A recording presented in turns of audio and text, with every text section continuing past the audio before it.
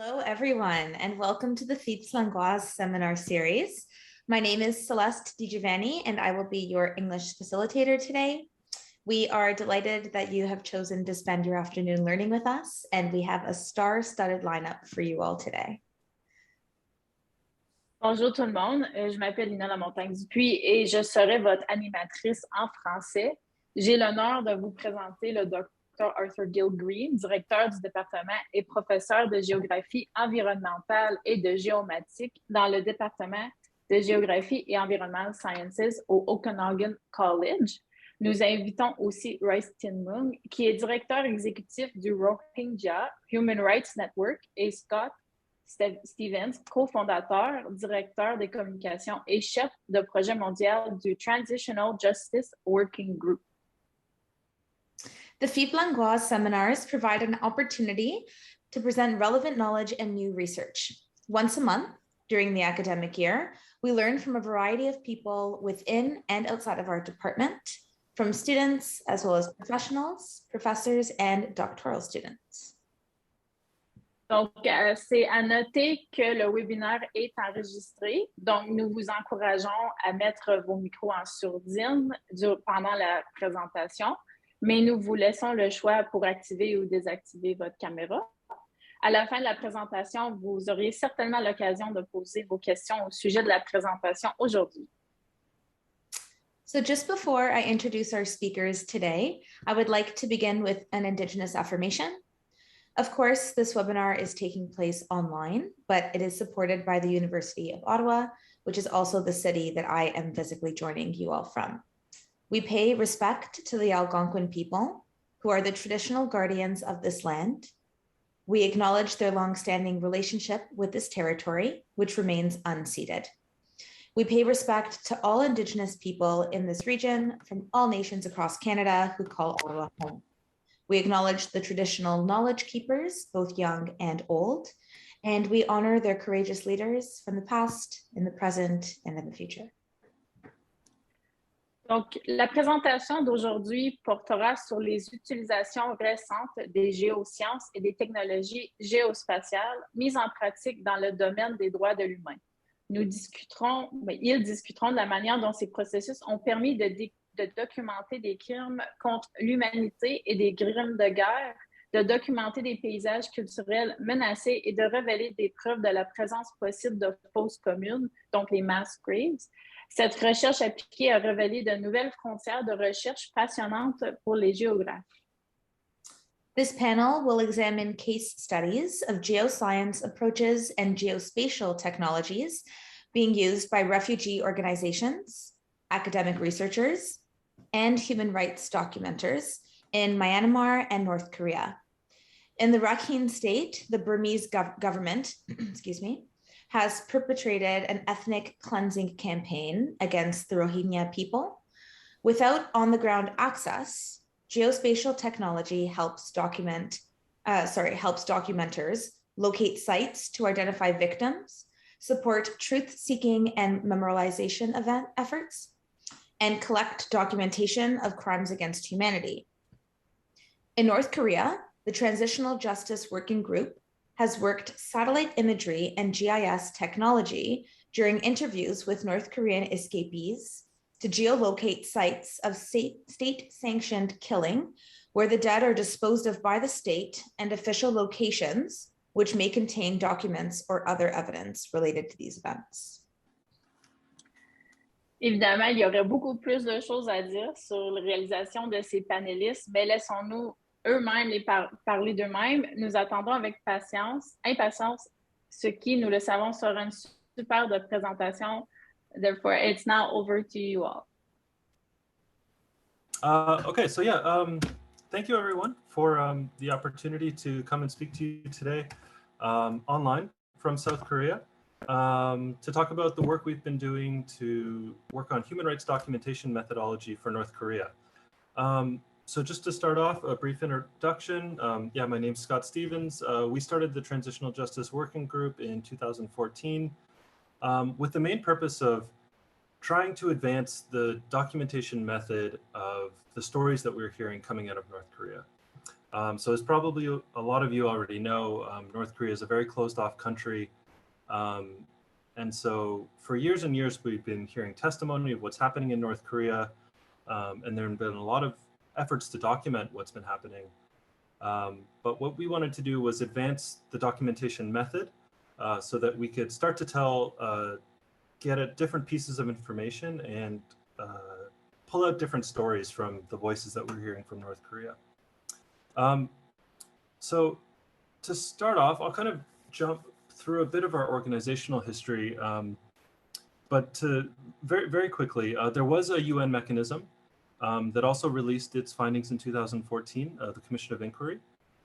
And what they pointed out was that they took a lot of these anecdotal testimonies and brought them together so that there wasn't really any need anymore to prove the fact of what was happening on the ground, that these abuses were ongoing, that they weren't made up by defectors. The COI essentially, the Commission of Inquiry essentially verified that yes, the human rights situation is dire. So they not only did that, they also pointed to what's next.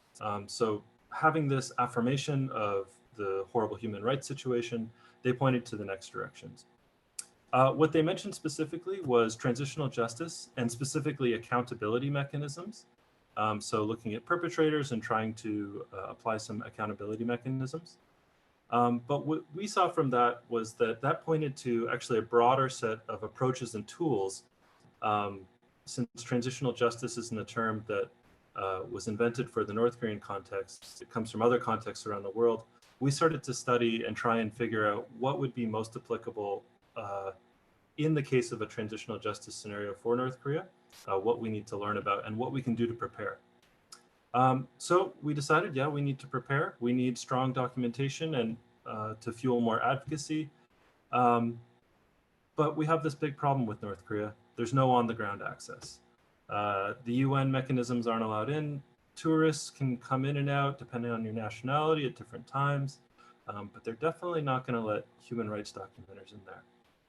So what we decided to do was figure out what kinds of sites we can look at without access on the ground, however, with access to North Korean escapees or defectors, as they're also often called. Just for a little bit of context, there are approximately 30,000 North Korean escapees that came to South Korea. Of course, some of those may have gone on to other countries since then. But anyway, the number 30,000 is awfully used as a rough approximation. And really what it says is there are a lot of people who have a lot of information about what's happening there. And so we have plenty of people to talk to. So what we decided is we need to look for three things. And these are all things that are important in the context of a transitional justice scenario. The three site types that we primarily look for are, number one, killing sites. So we treat these as crime scenes. We try to figure out why these people were killed there, what the context of their killing was. Most commonly, these are public executions, but there are other scenarios as well. The second site we look for is the body sites. So we use body sites instead of burial sites because often it seems as though people are buried, and there are, of course, public cemeteries. But when people are killed in a public execution, the locations of the remains are hidden. And so those are the real sites that we're trying to locate for future transitional justice mechanisms. And as I said, we call them body sites rather than burial sites, mostly because not all of them are buried. At some points in history, bodies were burned or disposed of in other ways. So just to capture all of those different methods for disposing of bodies, we call them body sites. And then the third is locations of documentary evidence. Again, from a transitional justice framework, this is really important. Finding those documents that explain who did the killing, why the killing happened, the context, the linkage evidence, the chain of command, all of those important pieces of information are going to be found in documentary evidence that can be found in things like police stations, courthouses, state security offices. So we also flag those as well. So just to quickly give you a brief rundown of some of the tools we use QGIS and OSGeo, PostGIS and Postgres, OpenStreetMap, global administrative areas, which I think probably most of you are familiar with these. for us, we're not coming from a mapping background, so we've had to learn as we go. And so we're always looking for additions to our knowledge here. But these are the basic tools that we use. And then the most important one, of course, is escapee testimony. So before I get into some of the results, I do want to say that there are some methodological considerations that we always have to keep in mind when talking about this topic. For number one, I mentioned there's about 30,000 people that have come from North Korea and made it to South Korea. However, 75% of them are from the northern provinces. And so we can't say that we have a representative sample or a random sample. However, we can still see what kind of patterns are emerging from those northern provinces. And of course, we also have escapees from other provinces as well. However, those two provinces, the northern ones, are only about 12% of North Korea's population. And there's also a gendered aspect here too. Actually, there are more female escapees, and that number is around 72% of those who came to South Korea. And then for our research project, it's even a little bit higher at 80% female escapees. And as I said, we don't have a random sample. We use a snowball sample. So typically an interviewee will come to our office. We've been able to gain trust in the escapee community. And so often what will happen is when we meet somebody and speak to them in our interview, they'll often connect us to their friends and neighbors and people in their community who then also come and participate in our research. So all of that is to say that our findings should not be considered representative. However, there is still a lot we can learn.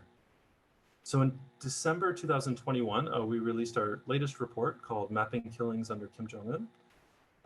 And what we were trying to look at here, compared to our previous reports, is what the changes might be in North Korea on the ground because of the international pressure, especially the international pressure that's come out since the UN mechanism released its reports, the UN Commission of Inquiry. But actually, more specifically, what we were looking for is December 2021 actually marks 10 years of Kim Jong-un's leadership. So we've been collecting information from all of these different time periods. What we wanted to look at is there any change that we can detect using spatial analysis? So I'll show you two maps first. The first one is, again, just showing a visual representation of the interviewee's primary residence province. The first one on the top left, as you can see, that is from our total number of interviews, which is now at 683. And then the lower image has 200 people that we interviewed specifically about the Kim Jong-un era. So you can see there's an overlap. Again, those two northern provinces are where most of our interviewees are coming from. Then the second map here, this is looking at the total of killing sites by province.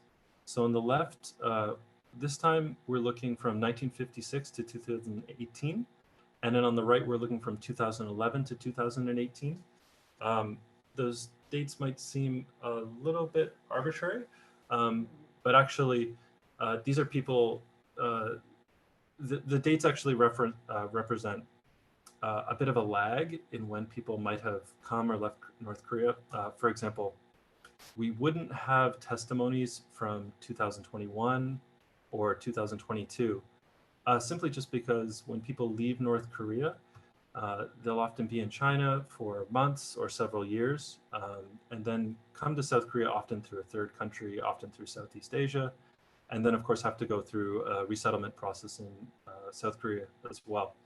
So yeah, that's just to say that there's a bit of a lag. But again, we can see that the patterns are the same. There are a lot of killings happening where we have a lot of escapee testimony coming from. Okay, so what we want to do is drill down a little bit more and figure out what can the locations tell us. So we have that information on where people are being killed. And like I said before, it was mostly public executions that we're gathering information about, although there are other cases as well. But this is just a map here that I'm bringing up to show you the other types of information that we're collecting. This is where we just get to the more interesting results, looking at what GIS can tell us. So this map here we decided to publish information about Haesan. And Haesan is an interesting city because it borders with China. and we have a lot of information about killings in this area. So here, you can actually see this in our report as well.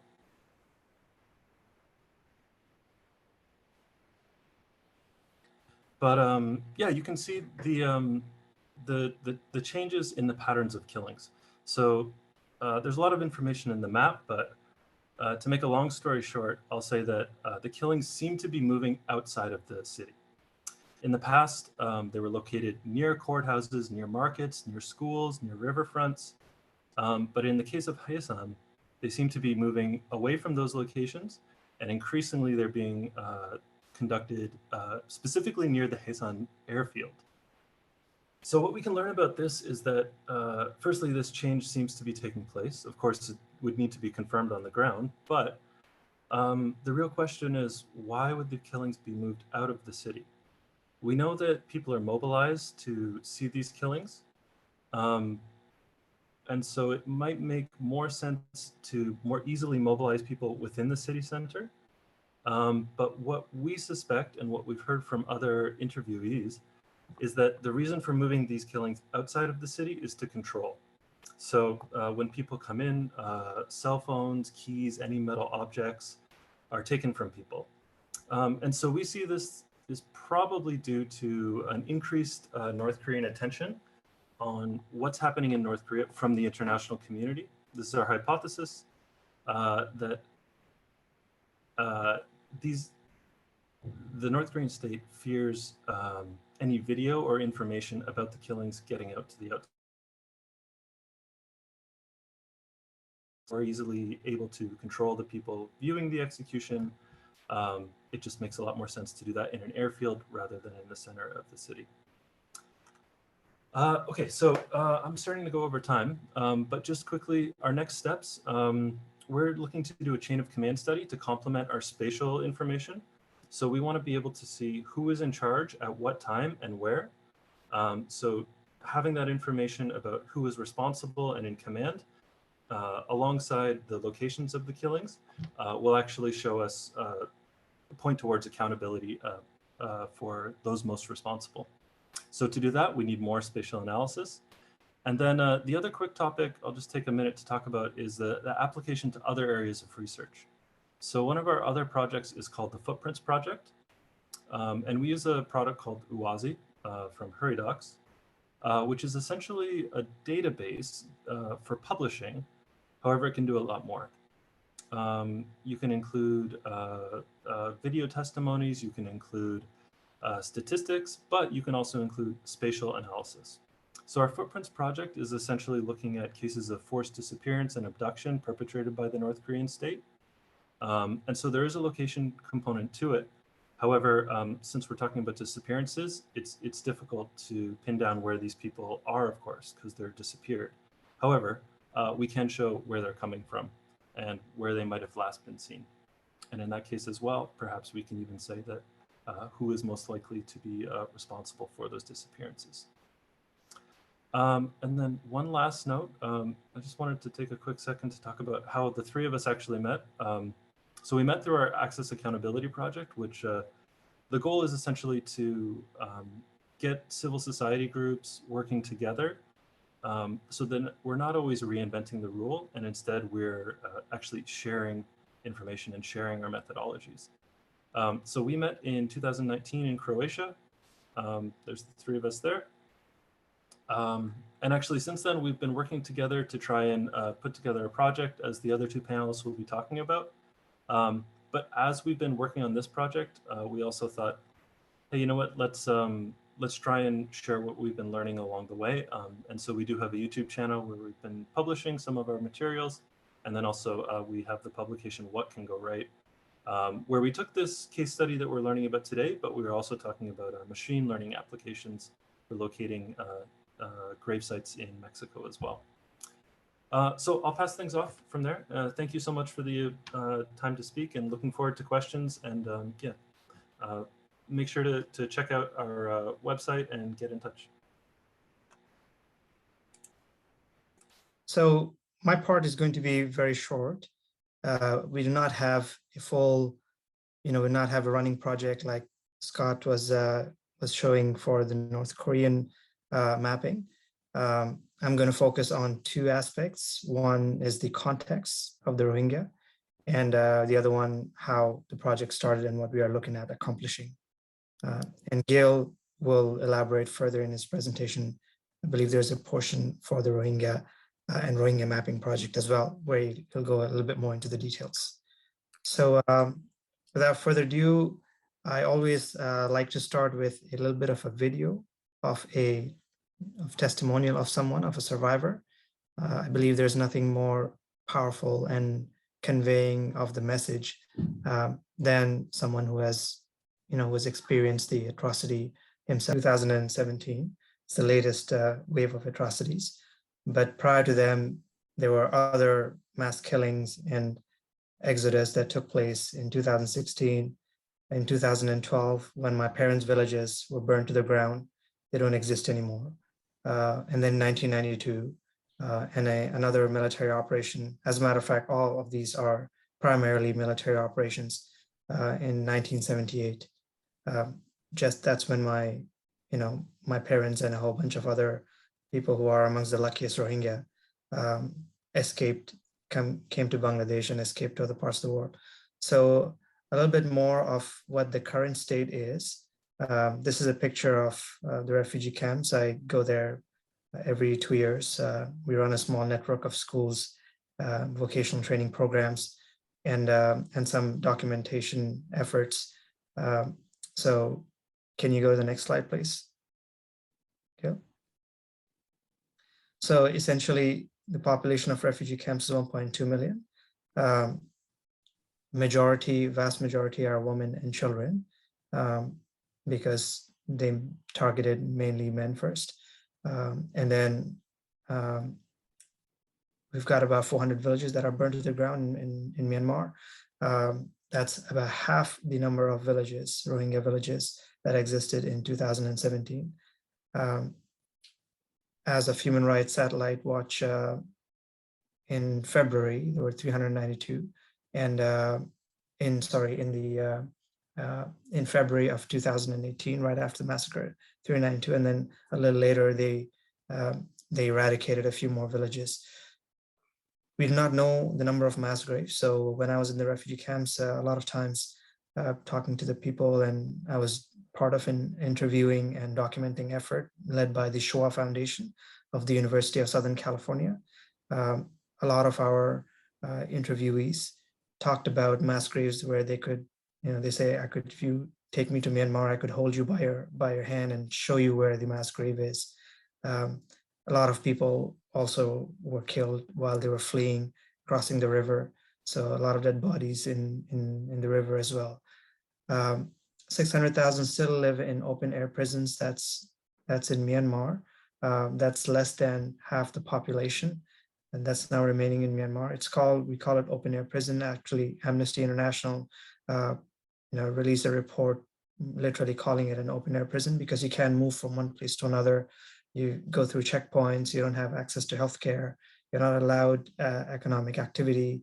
You're not allowed to go to schools. And of course, human rights documenters or foreign media or even local media is prohibited from entering there. So there is no access to on the ground, what happens on the ground, except from little video clips from cell phones that people have shot while they were escaping, if they were able to escape with those items. And of course, satellite imagery. And that's where GIS comes into place. 127,000 people are out of the 600,000 people who live in internally displaced person camps. These are the camps in southern Rakhine, the province where Rohingya people live. Most of the people in the IDP camps are from villages that were burned in 2012, including my parents and my uncle's villages. And human trafficking is a reality for us, especially from the IDP camps. A lot of people are just sold as either slaves or for profit, sex slaves. A lot of them are sold to Thai fishing industry, where they work until their death without any pay. From time to time, we see news articles about people drifting in the Indian Ocean, boats drifting in there and then drowning. or being rescued by Malaysian Navy or Indonesian Navy. But there are my people who are coming out of the IDP camps and sometimes from Bangladesh. Several nations and civil society organizations have declared as a genocide, and as we speak, there is a case open at UN's top court, which is the International Court of Justice, for Myanmar breaching the Genocide Convention. And the case brought forward by Gambia, a country in Western Africa, backed by the Council of Muslim. I'm forgetting the terminology, but by a Council of Muslim Nations that have backed the case. So the case is still running. As a matter of fact, not too long ago, just a few weeks ago, there was Myanmar's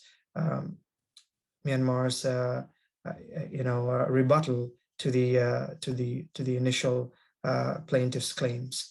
There was also provisional hearings that were provided by the court to stop conducting the mass atrocities, to allow Rohingya freedom of movement. A whole bunch of demands were made, but there is no proof of Myanmar abiding by those.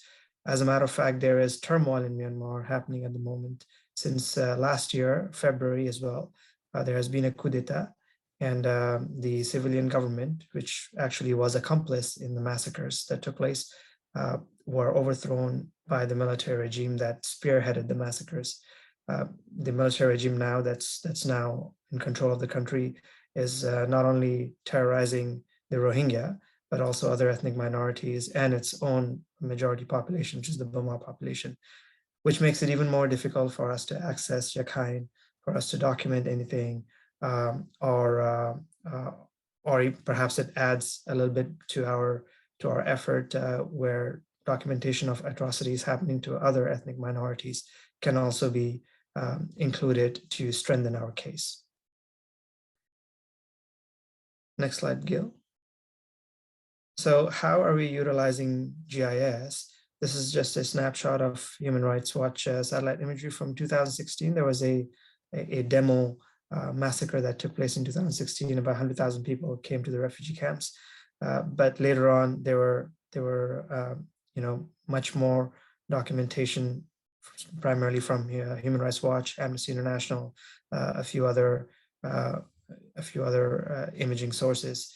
Next slide, please. And I can just go over why we are doing this, what's the objective, and how we plan to utilize the data that we gather. So the objective primarily is to map historic sites, because there has been quite a few mapping or documenting of the villages that are burned to the ground.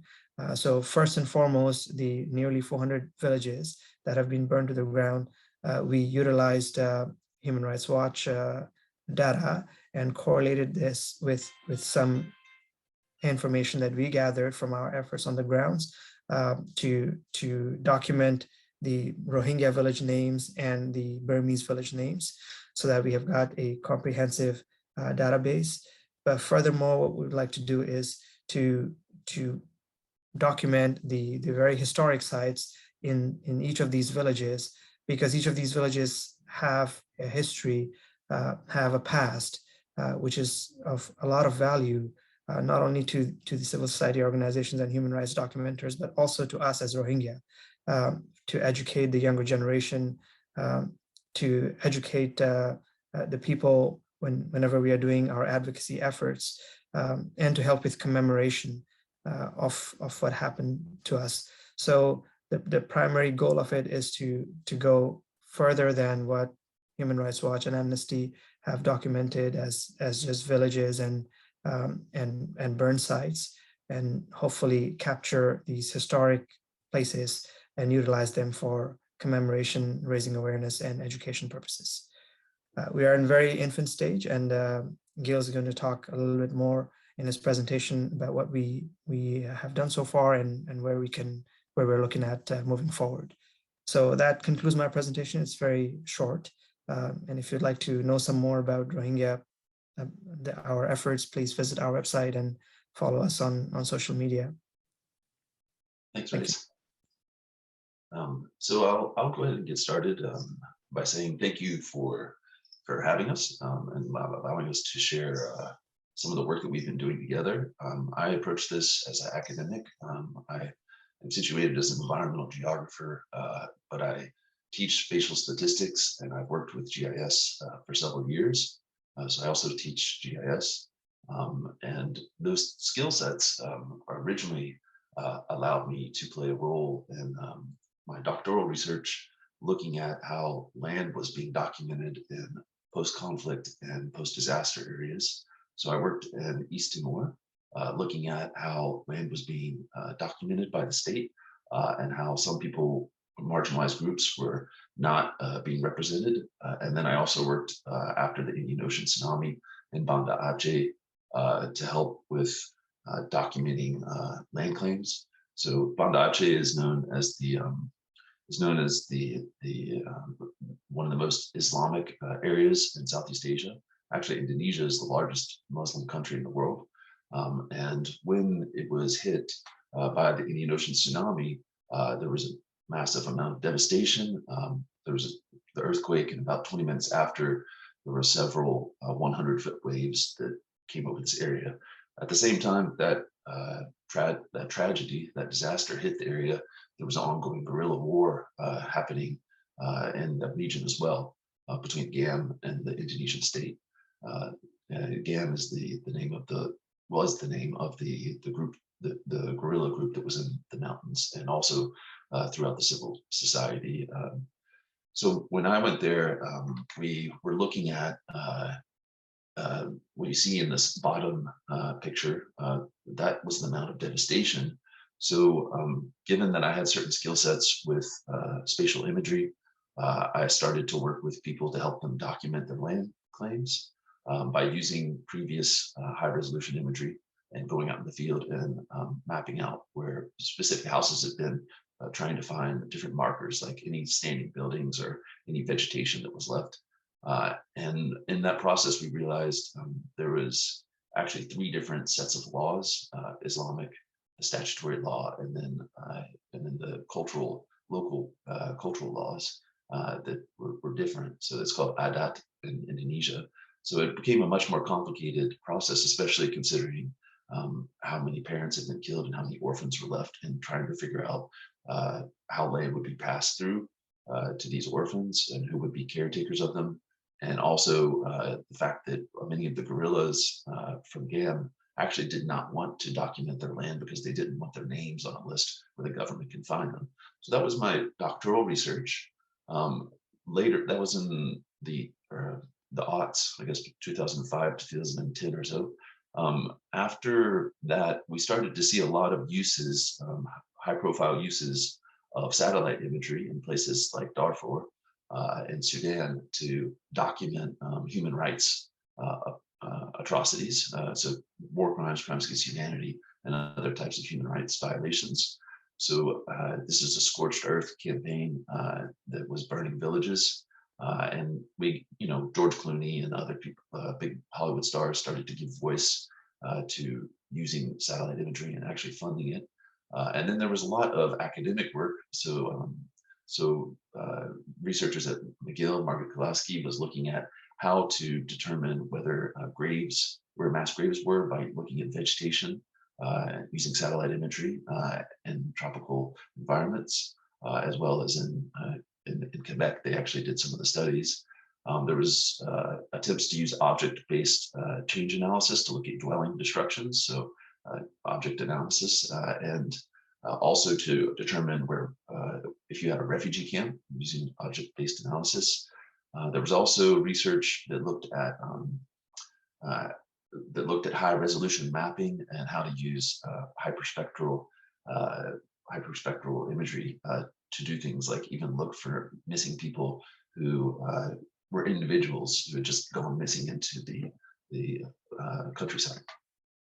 So at this sort of beginning time, which, I mean, that was 10 years ago, I started to work with a forensic anthropologist, a group of them who had worked in Bosnia after the Balkans War, documenting mass graves. And there was really not an academic way of thinking about the way that graves would be located.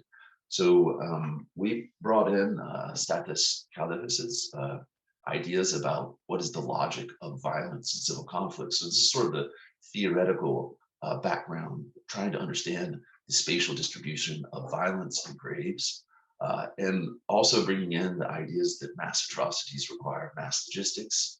So things like roads, the spatial distribution of roads and where you can get heavy machinery and things are quite important to think about.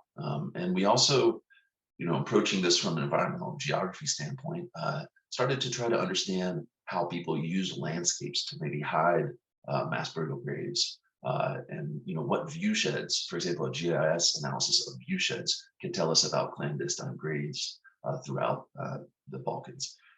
We also, because I was working with forensic anthropologists and people who had actually been on the ground digging up the mass burial graves to try to identify those who had been killed during the genocide, we realized that killers' behaviors follow predictable patterns, and this goes in war as well as in murderers.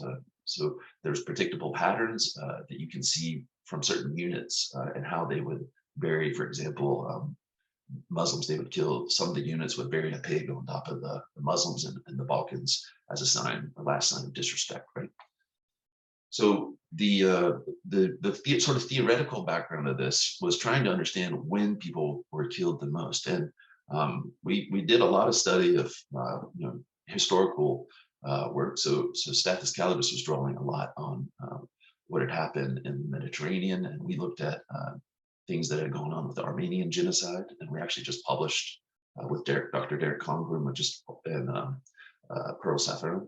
We just published a segment of a book chapter that addresses a lot of these different patterns of killer behavior, all the way from the Nazis down through the Armenian genocide to present day.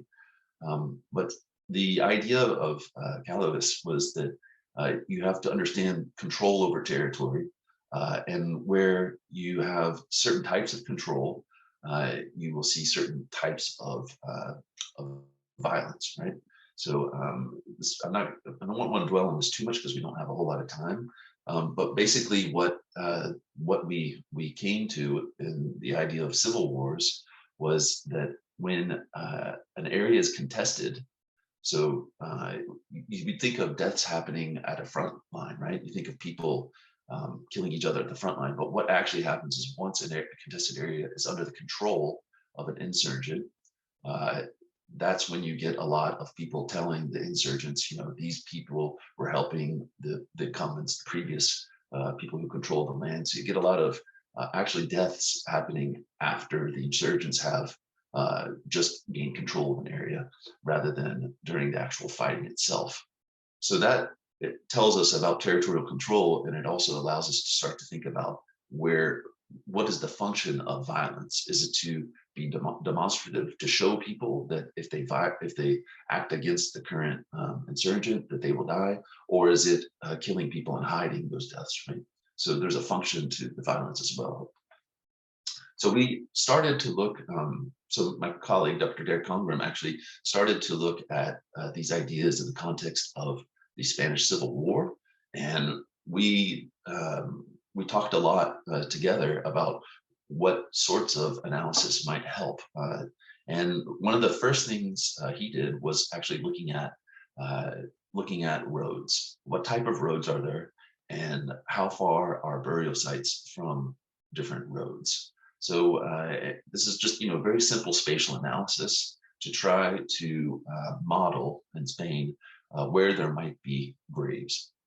Now, why is it important to introduce spatial analysis of this way? A lot of the times, witness testimony dries up after a couple of years, and sometimes witnesses don't want to talk because they may be implicated in some way with people's deaths. So spatial analysis can start to give us hints as to where we may go and search for missing people who have not been found. And this is just one example, a very simple example of using roads to inform that. We actually took a data set from Bosnia-Herzegovina and tried to create a giant data file, a code book created, and a giant data file that had something like 200 different variables, where we would look, these are all points of mass graves, and we would look at the characteristics of each mass grave. So how many people were there, who was there, who might have killed them, and since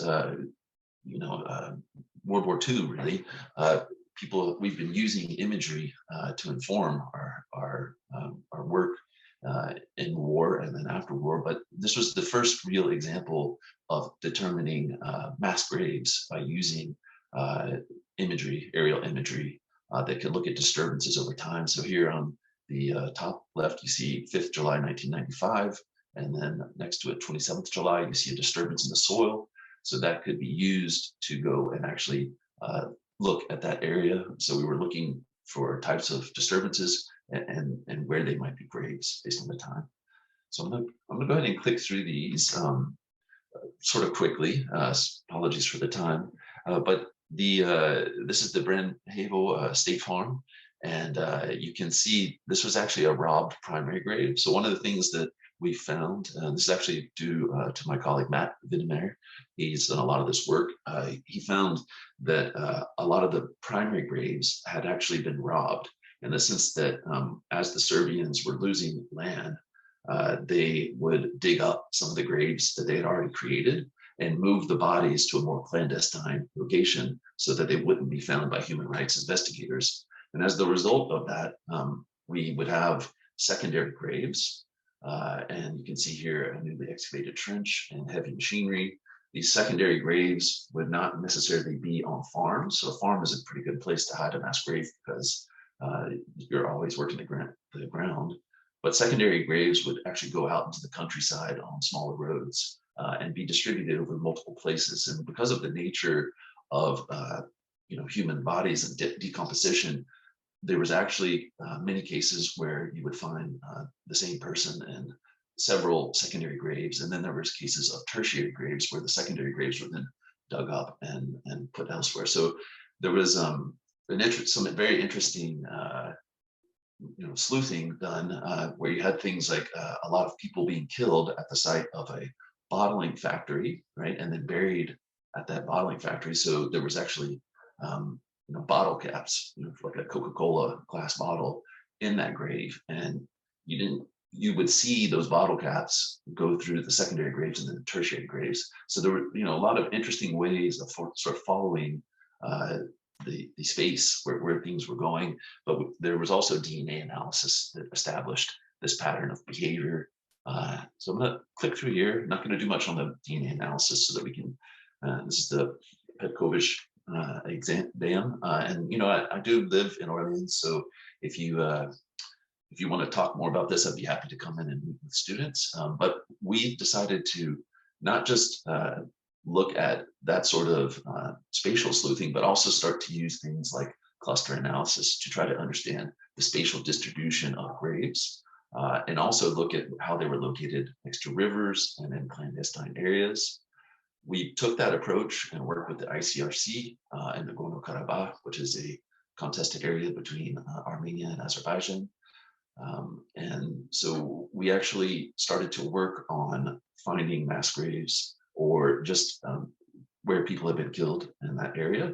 But there was no land cover data set for Azerbaijan. So we actually created one of the first land cover data sets, and then we had no model of the rivers, which is an important aspect of trying to understand where people might be buried. Rivers, or at least areas where rivers flow, typically have softer soils, therefore easier to bury people, whereas in the higher mountains, you have harder soils and it's harder to bury people.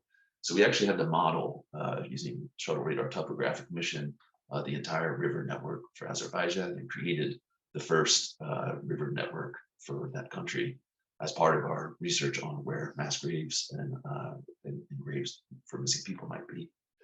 We used like kriging, other types of interpolation methods to explore where people might search for graves in a certain area. What is the probability of finding another grave in a certain area?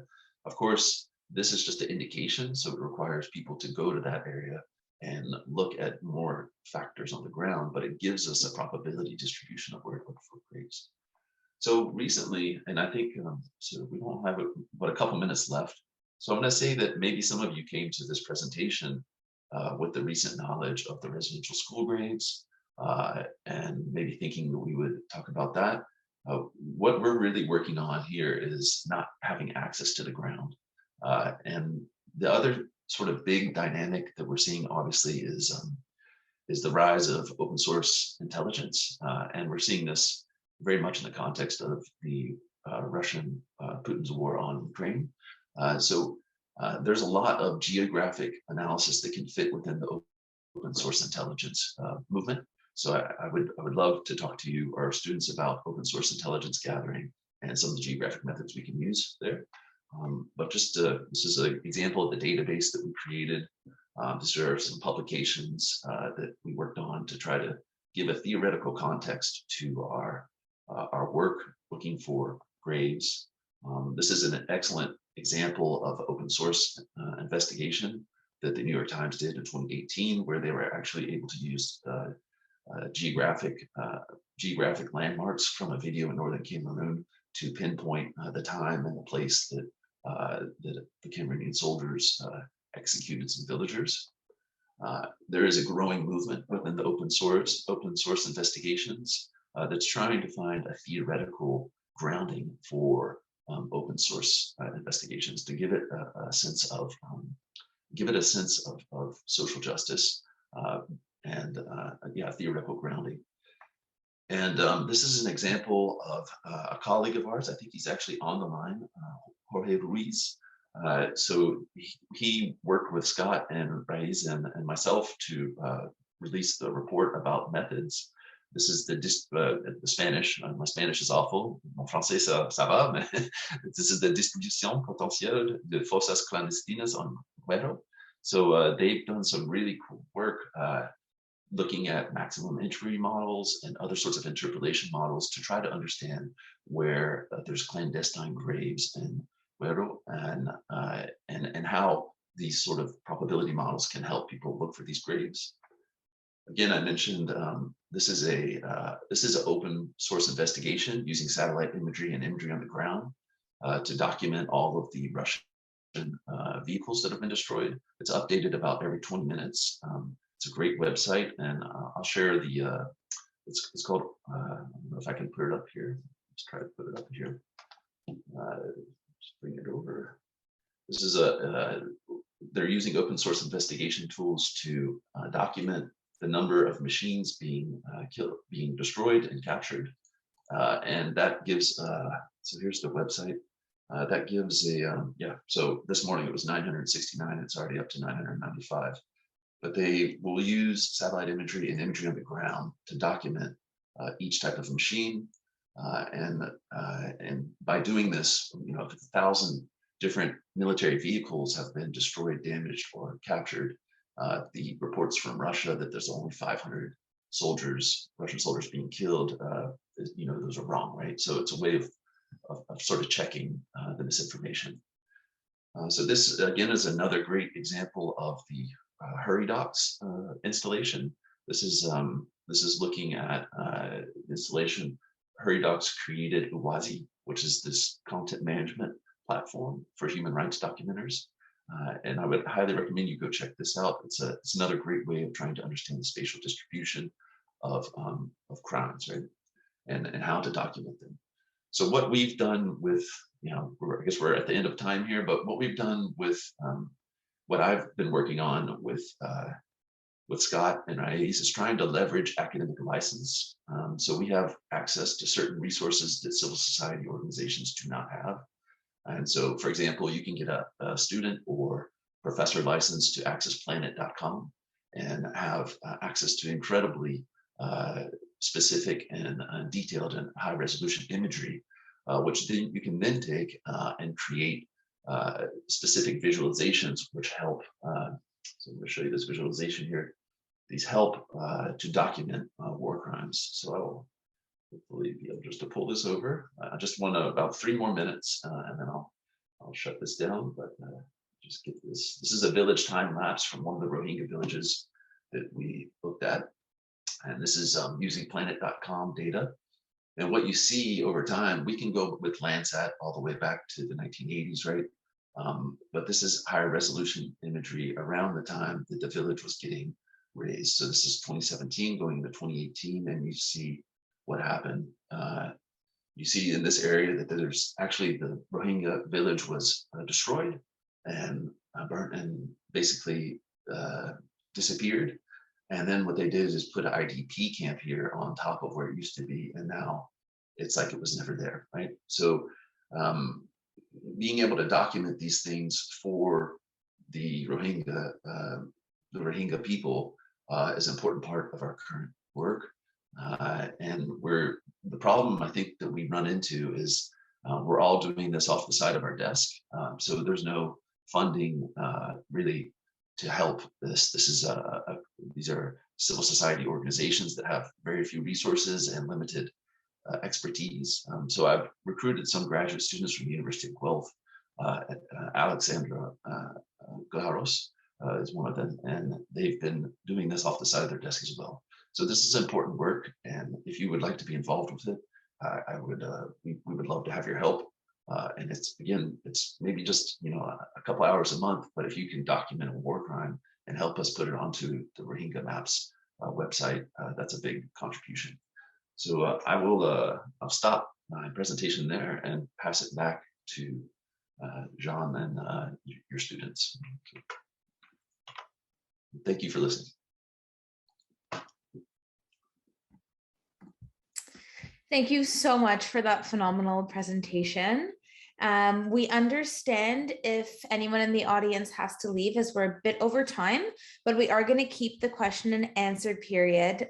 We will go until about 1:10, 1:15. This is some phenomenal research, and I'm sure that we have some interested questions here in the audience. So who would like to start us off?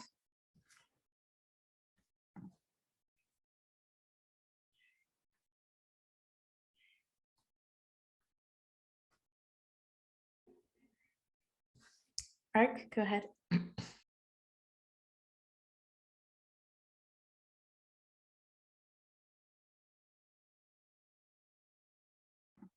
I had to wait to be unmuted. Thanks a lot. This was really impressive, shocking.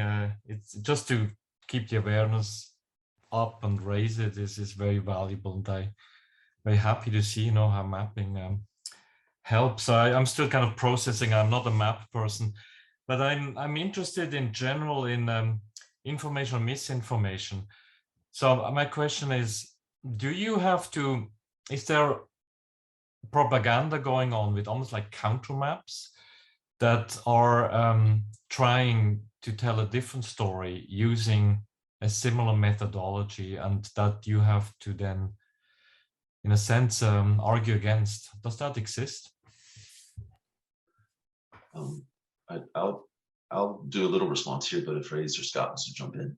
So there's a book called How to Lie with Maps by Mark Mollmeyer from the West Coast, and from Washington State, actually.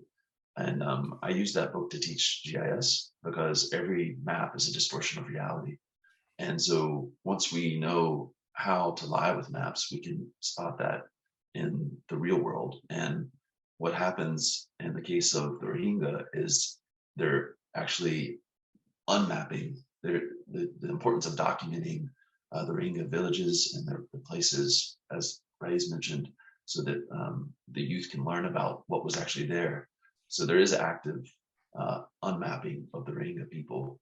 And I think that's part of state making. So you can go and look at a lot of the state making literature. That's based in like a lot of it's based in Southeast Asia, actually, but it happens everywhere. This sort of unmapping of the indigenous people. I don't know if anyone else wants to add to that.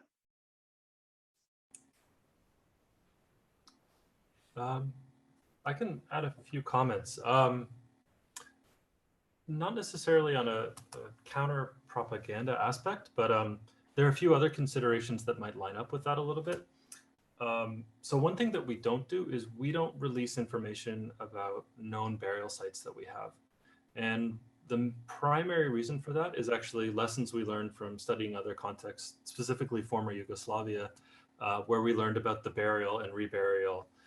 And so what we learned from there, and also from places like Iran, where graves have actually been cemented over, is that if you reveal what you know, then you open up a possibility for a counter narrative.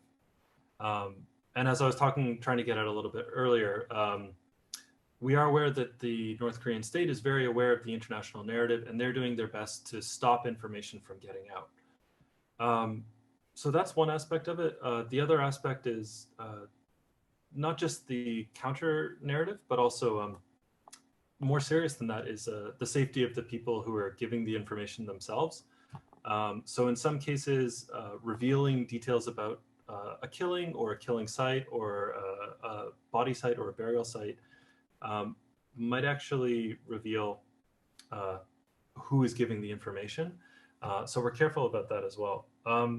One of the ways that we try to get around anticipated problems of counter narrative and counter propaganda, though, is, and actually just for our own accuracy and trying to work towards cross verification and cross referencing, is when we show an interviewee a map, we show them a blank map. Usually we'll just have a train station so that they can orient themselves using the satellite imagery, but they won't see where other people have flagged killing sites or execution sites or burial sites.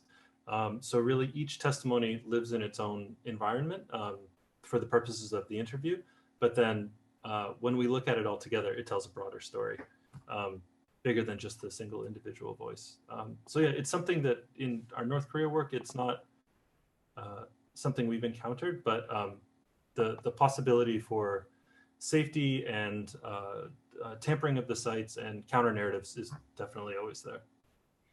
So you have to constantly balance the interest in raising awareness with this issue, right? It's a direct opposite. So yeah, I hope that the academic system, provides some tools to get to that balance, maybe with the right timing and so on. Thank you. And it becomes very difficult in the context of, let's say, something like Myanmar, where the government is actually pushing it because they've got so much resource and they've got the political connection in the ASEAN region, for example, and they've officialized these maps that do not contain the villages that were there in 2017 and prior to 2017. So you're very right, Mark. It takes a lot of effort from civil societies to make that counter narrative as well. That's part of the equation.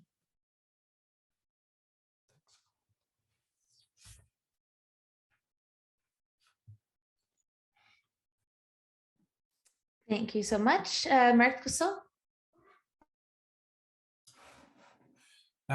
Thank you for your talk. I must say that I feel that my work is so unimportant when compared to the kind of stuff you guys do. I wonder, are you receiving threats? I mean, what you're doing is highly sensitive. So are you being trolled, or are there attempts at shutting down your site? Or because I can imagine that many governments are unhappy about the work you do. So I would be interested about, you've talked about, I guess, the geography of it and the GIS of it, but what about the politics of your work? I'd be interested in that. Thank you so much for your talk. I was quite moved by everything I saw. I think, thank you, Mark. I think Scott and Raïss can better respond to this question in detail. But I just wanted to add a couple things. What happened earlier on in the presentation may have been because we shared hashtags about Myanmar and North Korea on Twitter. So maybe that bombing of this conversation is part of that sort of sabotage. I don't think that's ever happened to these talks before. So who knows?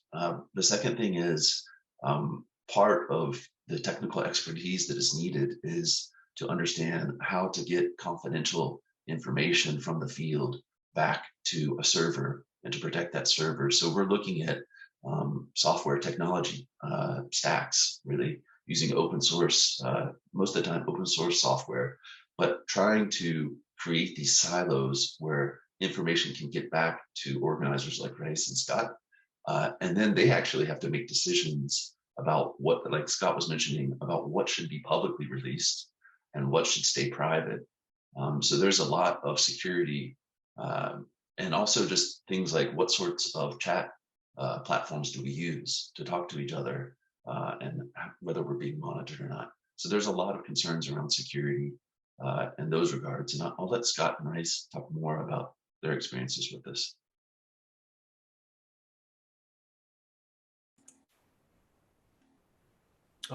Sure, I'll go first. Yeah, so speaking about North Korea specifically, here in Seoul, we're pretty safe. There have been some instances of, I think the physical safety is not the problem in Seoul, but the North Koreans are quite good at hacking. And so what we've seen a lot of is defacement of people's websites. I think if we were mentioned by name, if our group was mentioned by name by the North Korean state outlets, I think we would kind of see it as a point of pride that our work is having some effect in North Korea.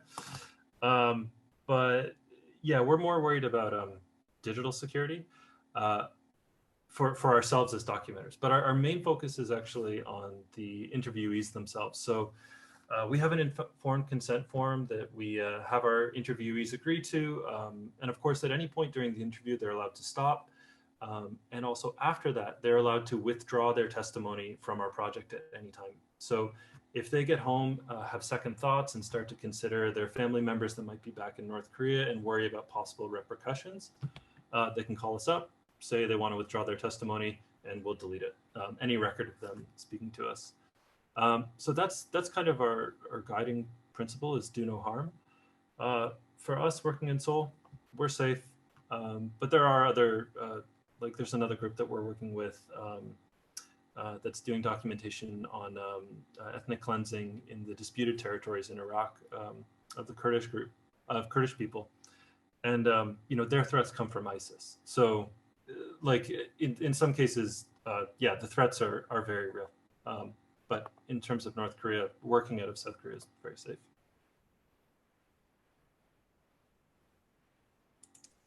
Thank you for that. And we'll take one last question. Vern, did you want to go ahead? Okay.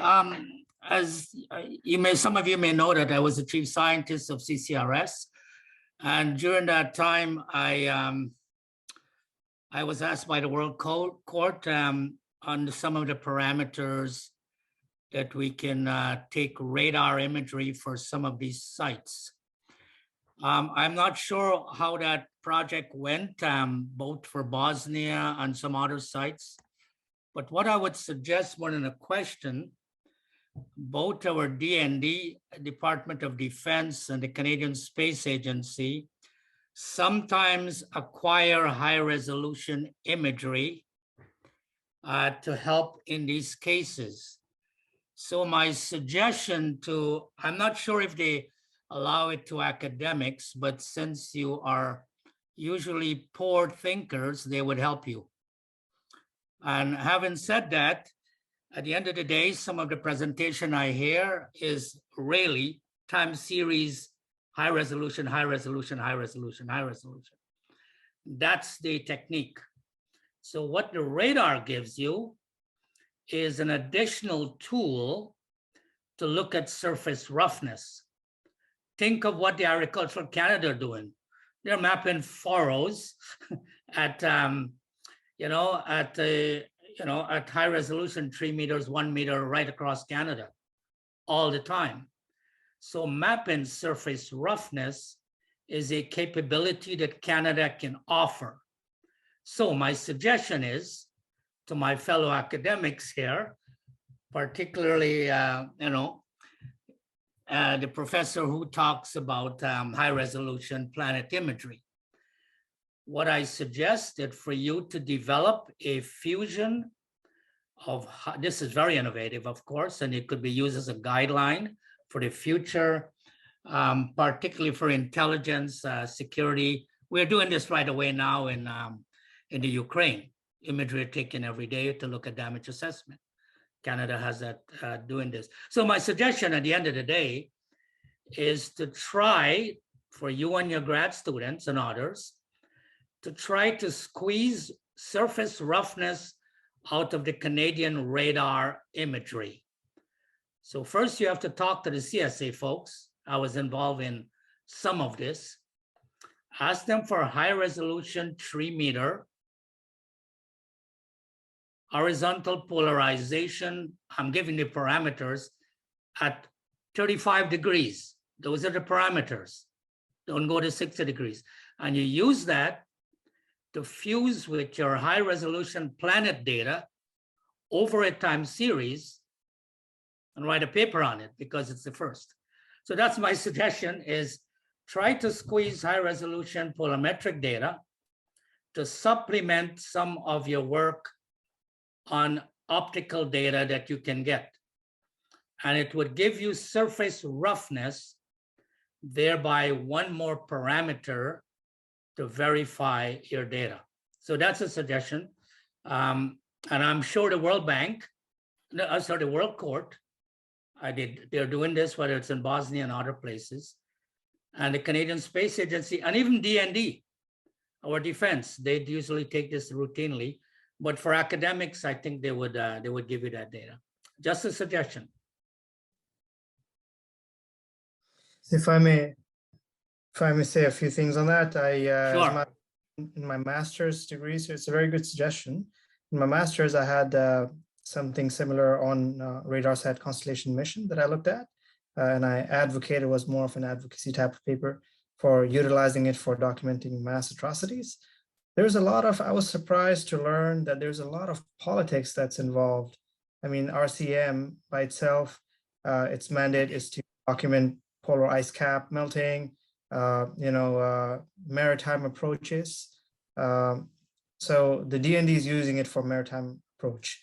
So with all of that, and Ukraine back then, I believe for some other purpose, not they're utilizing it now, but they were, when I was doing my my research, I stumbled upon how much they had to pay. We're looking at, like, in terms of tens of millions of dollars for just some time over that region. So I don't know how much it would fly for them to give us, to give us coverage for areas of interest, pro bono for work that we are doing. But it is certainly a very good suggestion. Yeah, I do realize, sir. Yes, there's a lot of politics and there's a lot of security to get our Canadian radar high resolution data. But remember, you're a student.